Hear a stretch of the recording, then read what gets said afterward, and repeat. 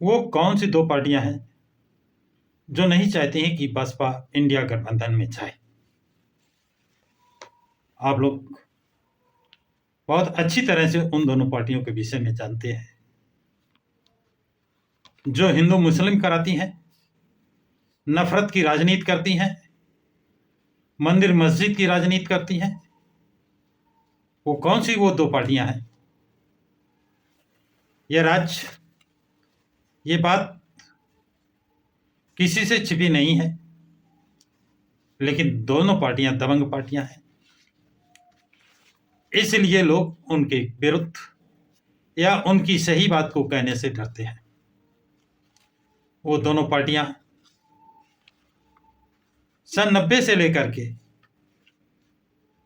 अब तक हिंदू मुस्लिम करा कर सत्ता पर काबिज रहना चाहते हैं और काबिज रहे भी हैं।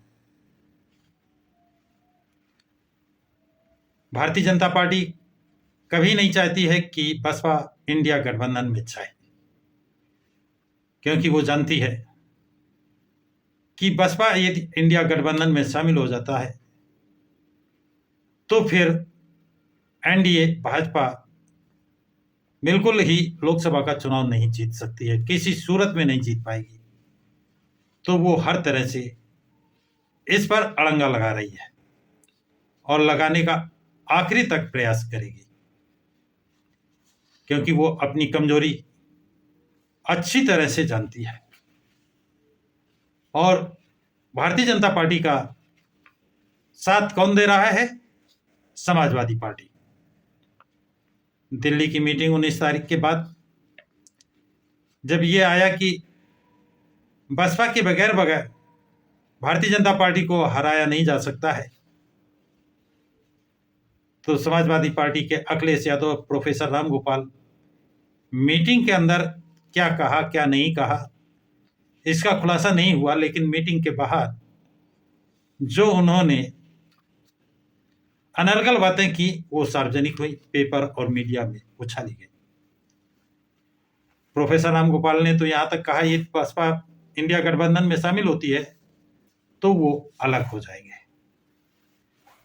अब विचारणीय प्रश्न यह है कि सपा ये खुद ये बात कह रही है या उसके ऊपर किसी अन्य पार्टी का दबाव है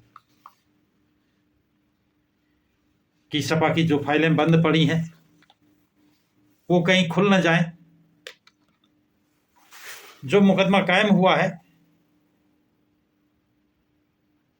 वो पुनर्जीवित न कर दिया जाए, ये डर सता रहा है।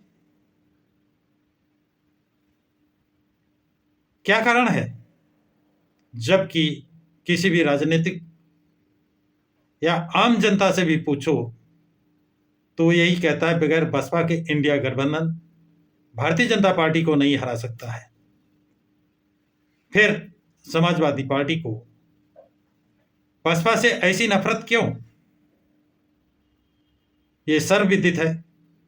2019 में जिस समय लोकसभा का अंतिम सत्र चल रहा था, अंतिम दिन जब सपा मुखिया मुलायम सिंह यादव अपना वक्तव्य देने खड़े हुए लोकसभा के अंदर, तब उन्होंने कहा कि मैं चाहता हूं भारतीय जनता पार्टी की दोबारा सरकार बने और श्री नरेंद्र मोदी दोबारा प्रधानमंत्री बने।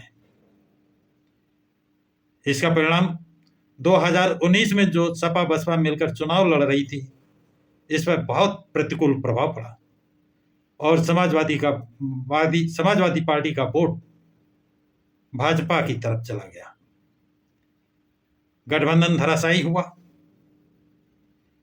अब 2024 में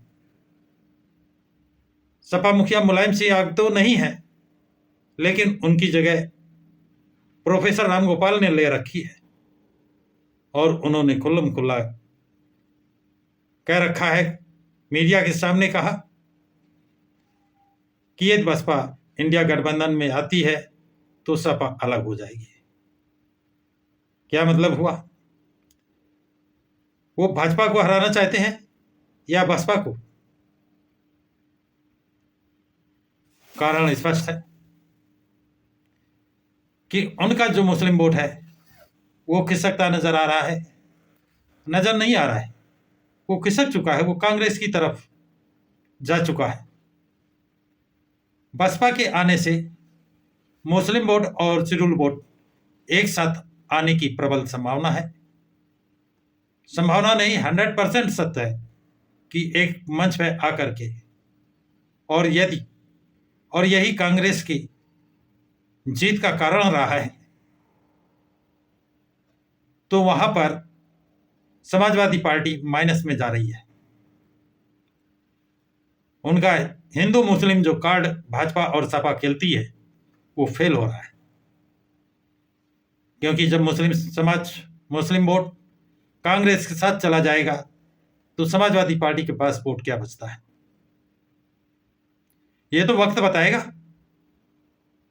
और यदि वो अलग जाना चाहते हैं तो अलग चुनाव लड़ करके देखें, इस बार पता चल जाएगा कितना वोट है।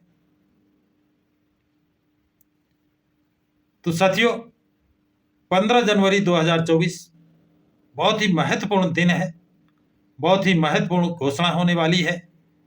बसपा सुप्रीमो बहुत बड़ा धमाका करने वाली है। अब वो धमाका क्या होगा ये तो वक्त ही बताएगा, 15 जनवरी को ही पता चलेगा। सभी लोग अपने अपने सूत्रों से मिली जानकारी के अनुसार जानकारी दे रहे हैं, और ये भी निश्चित है कि अगर बसपा इंडिया गठबंधन में नहीं जाती है तो भाजपा को इंडिया गठबंधन बिल्कुल नहीं हरा पाएगा।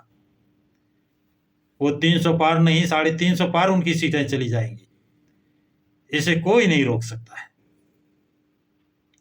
अब ये इंडिया गठबंधन को फैसला लेना है, इंडिया गठबंधन को फैसला करना है, निर्णय लेना है, जजमेंट करना है कि वो बसपा को अपने साथ लेंगे या नहीं। वो भाजपा को हराना चाहते हैं तो निश्चित रूप से लेंगे, और सिर्फ भाजपा को दिखाने के लिए लड़ रहे हैं और भाजपा को जिताना चाहते हैं तो बसपा को अपने साथ नहीं लेंगे। साथियों, ये आज की जानकारी आप लोगों को कैसी लगी कमेंट्स बॉक्स में जरूर लिखें, तथा इस वीडियो को अधिक से अधिक लाइक शेयर सब्सक्राइब जरूर करें। सभी साथियों को जय भीम, नमो बुद्धाय, जय संविधान।